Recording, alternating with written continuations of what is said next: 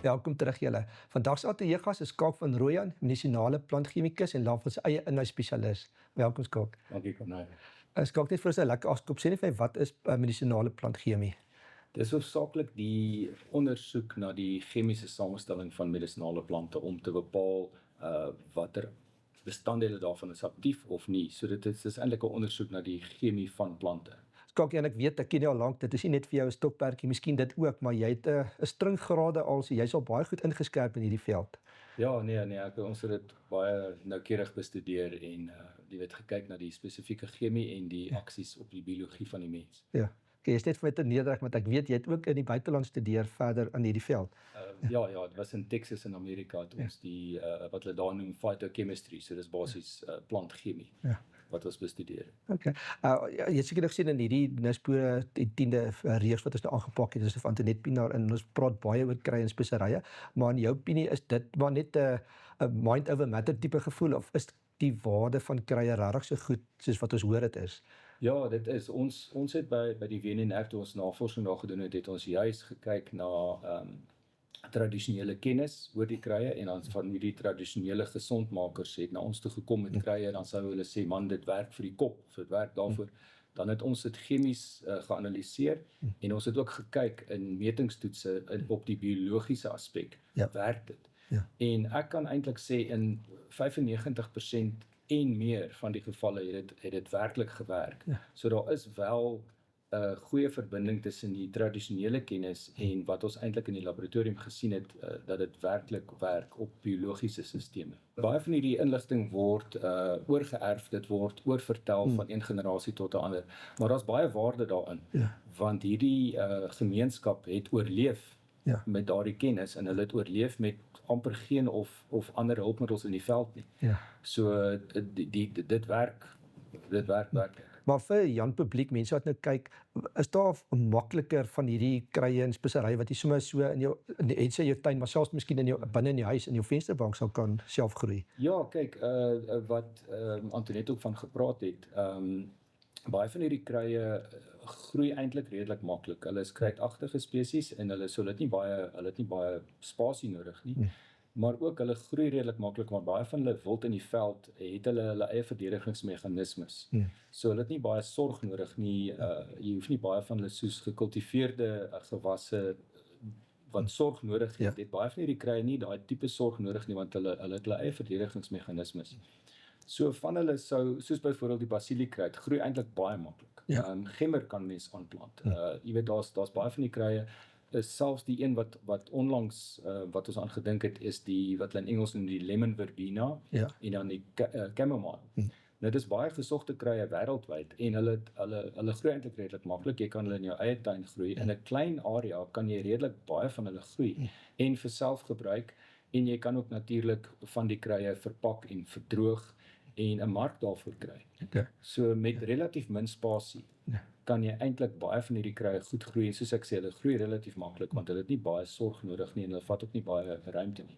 Ek sal definitief nou wil kom oor waar kry mense daai raad, want as jy mense so begin dink, maagseer, kopseer, sleg slaap, as 'n string goed wat mense wil natuurlik mee sukkel, en dan moet iemand heidaglik gaan na amper sê nagemaakte kunsmatige tipe goed wat hulle in fabrieke fabriseer met baie keer ander nagevolge en neeweffekte en verslawing en alles, maar mense aanvaar die aarde geskep met antwoorde op vir alles probleme, maar is dit ook jou ondervinding dat vir die meeste tipe kwale sal daar 'n natuurlike oplossing wees?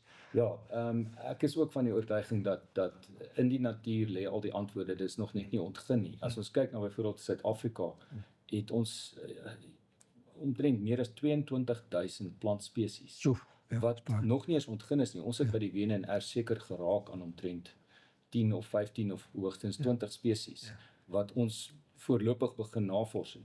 So daar's so groot waardeketting wat eintlik veral Suid-Afrika, soos ek sê, ons het so baie plantspesies. So die antwoorde lê daar, ons moet dit net ondersoek. En baie keer is die antwoord in 'n hele plantekstrak in steede van een geïsoleerde molekuul wat nou aktief sou wees. Partykeer is dit so.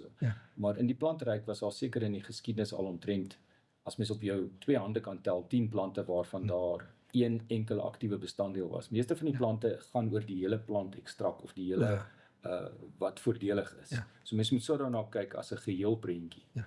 Wat weet is, ek weet mense kan in hierdie tyd nie alles aanraak nie. Een is mense het probleme, die ander is jy wil dit oplos, jy wil miskien self in jou tuin plant, dan is my volgende vraag altyd die hoe, want ek het gesien in Antoinette se inset soos gewoonlik sê sy pluk hierdie blare en gooi kookwater by, maar daai hoe kry die voordele van 'n plant uit die plant uit? Moet jy hom maal, fyn sny of wat ook al. Maar ja, wat is jou opinie? Ja, dit werk wel. Ons het in die laboratorium met ons nou spesifieke oplosmiddels gehad om die goed uit die plante uit te kry, maar die probleem in die veld is natuurlik jy het nie daai oplosmiddels nie. So haar metode en die algemene metode is om warm water te gebruik. Warm water tree eintlik op soos 'n oplosmiddel, 'n chemiese oplosmiddel, omdat die warm water los baie van die goed in die plant op wat andersins nie sou oplos nie. So warm water is een van die beste metodes eintlik wat jy by die huis kan gebruik om dit uit die plant uit te kry. En 'n goeie aktiewe ekstrak te kry. En ek sou mense aanraai om nie noodwendig nie kookwater te gebruik nie, want die kokende water is eintlik te warm. Dit vernietig baie van die voordelige molekules. Ja, dit is belangrik om te Ek sou weet, die water gebruik net warm. Ja. Net wanneer mens nie meer daaraan kan raak nie. Dit is amper soos badwater, is omtrent so 55-60 grade Celsius. So ek sou sulke Jy bad baie warm sit terloops. Ja, so dit is klaar warm, maar kookwater is nie altyd die beste nie. Vir party tipes tee is dit haal van die vetterige dele van die plant uit, maar kookwater is nie die beste idee in meeste gevalle nie, want dit vernietig van die voordelige molekules. Veral jou anti-inflammatoriese molekules word hoogstens vernietig deur kookwater. So warm water is 'n goeie ding en dit haal die goed, soos jy sê, dit trek die goed uit die plant uit wat jy wil hê. Maar en sê maar jy dit nou reg, het dit 'n raaklewe, kan jy dit in die yskas sit en oor 'n tydperk gebruik of is dit daagliks vars? Dit het gewoonlik 'n raaklewe, dit is maar beter om dit vars te gebruik en die ander probleem partykeer as mens dit met warm water uitgehaal het uit die plant uit en jy koel dit af, dan is daar partykeer 'n neerslag wat vorm wat jy sukkel om weer herop te los. Dis die probleem wat ons by die WNR baie ondervind het. Jy haal dit uit die plant uit, is mooi in oplossing en as jy dit stoor of verkoel, dan is daar 'n neerslag wat jy baie kere baie moeilik is om weer op te los. So die beste is maar om dit altyd vars te gebruik, maar van hulle kan mens afkoel en stoor. Maar soos ek sê, partykeer in baie gevalle vorm daar 'n neerslag. En wat jy nie weer kan oplos nie. Dan sit nou sulke korreltjies in wat nou nie altyd baie mooi lyk. Nee, kyk weer eens, ons is so groot gemaak met die boer maak 'n plan, boereraad en alles, maar sê maar iemand sien 'n besigheidsgeleentheid en hy plant enig van hierdie krye wat spesifieke probleme oplos, dink jy dit sal uitvoerbaar wees na die res van die wêreld ook, of het elke land maar sy eie boereraad? Ja, meeste lande het maar hulle eie boereraad, maar van ons krye, daar's definitief potensiaal vir uitvoer. Daar is reeds party van ons plante wat jy weet soos die duivelsklou en die pelargonium, die roosmalva en daai goed word uitgevoer. Die roosmalva is baie gesog in die parfuumindustrie. Omdat hy soos roosolie is basies, maar hy's nie so duur nie. So baie van ons krye het al, so daar is wel potensiaal as iemand dit self wil aangroei. En wou kyk wat die waarde oor see is. Omdat ons so baie unieke spesies in Suid-Afrika het wat net hier voorkom. Is daar 'n groot waarde eintlik. Ja, enige kry gedroog, neem ek aan dit 'n baie lang raaklewe en dan is hy maklik om te verpak en maklik om oor die wêreld heen te dit is wat ons by die WNR ook gedoen het. As ons iets wou lank stoor, het ons dit eers gedroog. En selfs mense as jy in 'n omgewing is en jy het nou nie droogapparaat nie, jy kan dit op 'n sementplat in die son sit. Die son gedroog te kry is in elk geval meer gesog omdat daar weer eens nie hoë temperatuur toegepas is om dit te droog nie. Die son se temperatuur is net warm genoeg. Hoe is die toegang na hierdie tipe oplossings? Ja, Corneil, meeste van hierdie plante, ons plaaslike Suid-Afrikaanse plante is nog nie behoorlik nagevors tot op die vlak van produk nie, waar daar waardeketting toegevoeg is wat jy eintlik die produk, die finale produk in die mark kan koop nie. So baie van die plante word in die natuur uitgehaal en die mense gebruik dit uit die natuur uit direk.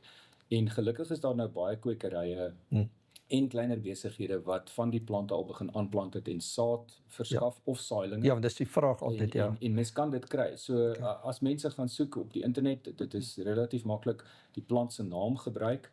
En dit is eintlik belangrik hier om net te noem dat baie keer die boerenaam of die plaaslike naam vir die plant kan baie misleidend wees.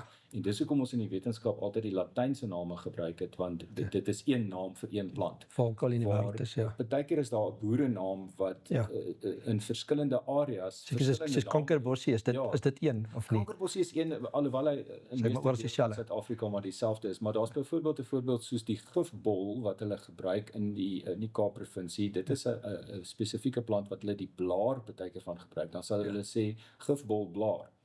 En dit is verwarrend want baie mense gaan dink hulle sê gifblaar.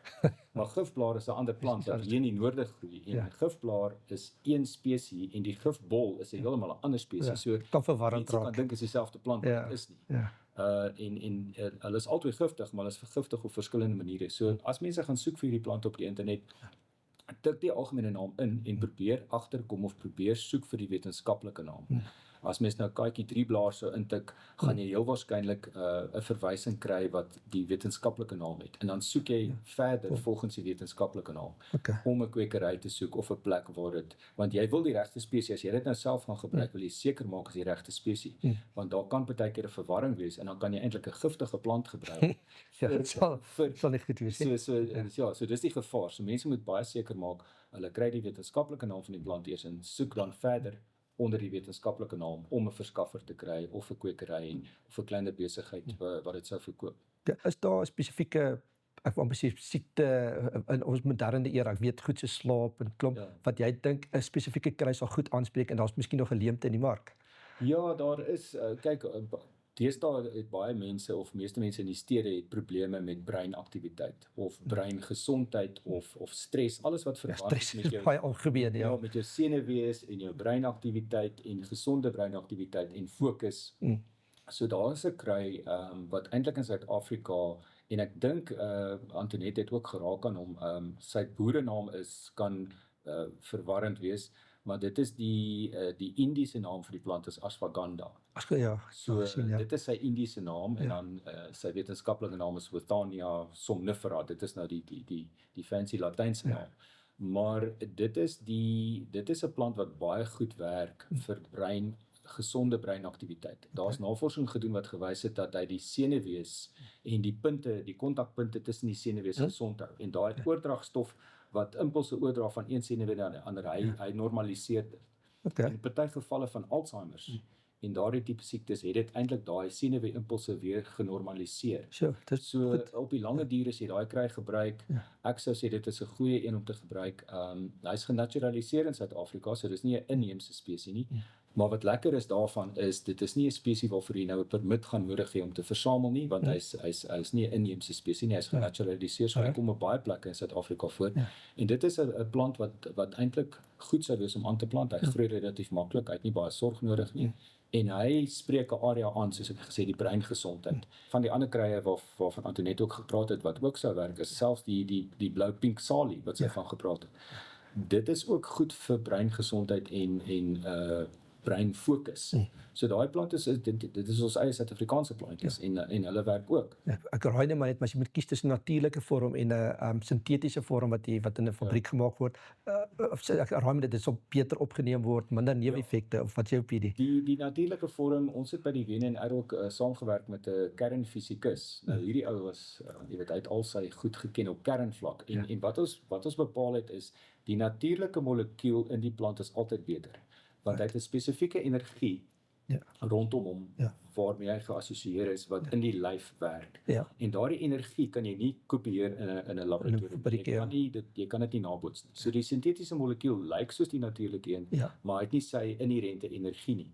So hy gaan nooit dieselfde effek in die lyf hê nie. Die natuurlike een werk op die lange duur en hy werk met die liggaam se sisteme. Die liggaam se sisteme herken daardie molekuul. En daardie molekuul pas perfek in. Die sintetiese een pas ook, maar hy pas nie heeltemal perfek nie. So hy gaan 'n neeweffek hê. So ek sou sê in my opinie, die natuurlike molekuul is altyd beter. Dit werk partykeer bietjie stadig. So jy moet geduld hê en jy moet hierdie kry deel van jou lewensiklus en deel van jou leefstyl maak. Dit maak vir my sin. As nog 2 vrae, as jy vir jouself, sê maar jy's nou 'n familie, iemand wat kyk, 'n familie van 2, 3 kinders in die huis, van al hierdie baie radigheid, wat is die mees algemeenste kry wat jy sal geplant het in jou eie tuin wat jy dan redelik gereeld kan gebruik? Wel, dit kan weer eens een wees. Maar gemmer sou een wees. Gemmer sou een wees. Gemmer het eintlik baie aktiwiteit boonbehalwe die reeds bekende vir vertering en kyk, gemmer is uitstekend vir wat hulle in Engels sê motion sickness. As jy die naarheid geassosieer met as jy op 'n boot is of so, is gemmer uitstekend. Maar hy het baie ander voordele. Hy het anti-inflammatoriese voordele. Ek sou saam met die gemmer sou ek borrie plant. Ja. Is dit maklik om te plant? Ja, borrie is maklik om te plant. Hy is in die gemmer familie, so hy groei en hy raak 'n redelike groot struik. 'n ander plant wat ek eintlik ook sou aanplant wat min mense aan dink en hy's baie algemeen is petersilie. Petersilie het Ja, ek lanklaas van dit gehoor. In die oud ek het groot geword met dit en nou hoor ek nie meer van die. Petersilie is eintlik baie belangrik want hy het baie goeie minerale in hom. En die ander een wat ek sou plant is seldery. Okay. As jy as mense elke dag kan begin met 'n vars stokkie seldery wat miskien nie die lekkerste is nie, maar Jy moet binne iets gooi, wil nie dit tee of koffie of iets nie. vars seldery as jy hom vars pluk en jy gebruik hom vars, is ongelooflik goed vir gesondheid. Daar's in meeste plante is wat hulle noem lewendige ensieme. So dis hoekom mense dit vars moet gebruik om nou nie opkook in 'n pot. Maar seldery sê geweer vir watse tipe goed of is dit verskeie goed? Hy is eintlik hy was die stelsel Soos 'n detox. So hy detoxifiseer, maar hy's ook 'n baie goeie sistemiese wat 'n liggaamswye antioksidant. Okay. So dit is en meeste kruie het anti-inflammatoriese middels in hulle. Ja. En hoekom kruie en plante in die algemeen so goed werk? Hulle werk op die liggaam se pH. Ja. So hulle bevorder die liggaam se pH Ja. en as die pH reg is, dan gebeur wat moet gebeur. Die voedingsstowwe wat jy inneem word opgeneem deur jou selletjies en die afvalstowwe wat gegenereer word uitgeskei. En dit word beheer deur pH. Ja. En groente, plante, kruie beheer daardie pH en dis hoekom hulle dan so gesond is. Ja. Want al hulle voordelige molekules gaan in die selletjie in, dit word verwerk en die afval kan uitgaan. Ja, dis my enkelbelang weet is ek weet ons gaan mag hier so medisinale raad te goed gee. Ons gee maar net bloot advies, maar met my weer is beperkte kennis wat ek al opgelees het, as jou pH haywire raak, wat jy mekaar gaan van stres en welke faktore ook al, dan lei dit tot 'n klomp negatiewe, slegte siektes. Ja. En oor die lange duur doen dit wel, want nou is jou pH versteur en nou kom daardie afvalstowwe wat gegenereer word soos wat jou lyf metaboliseer en sy kosse verwerk. Afvalstowwe word nou gegenereer en nou kom dit nie uit nie. En as daai afvalstowwe ophoop, dan kry jy siektes. Dan kry jy al hierdie degeneratiewe siektes later in jou lewe, outoimmuunsiektes, kanker, hartvaskiektes, al daai goedes is die afvalstowwe wat oor 'n lang tydperk nie uitgeskei is nie. So as jy meer groente, vrugte, kruie gebruik, As selderye gaan ek nou onthou. en die selderye beheer jou pH en dit was jou lyf skoon. Dit klink net baie dankie vir die tyd weer. Jy het vir soveel goeie waardevolle inligting gedeel en ek glo dit gaan baie waardevol wees ook vir ons kykers.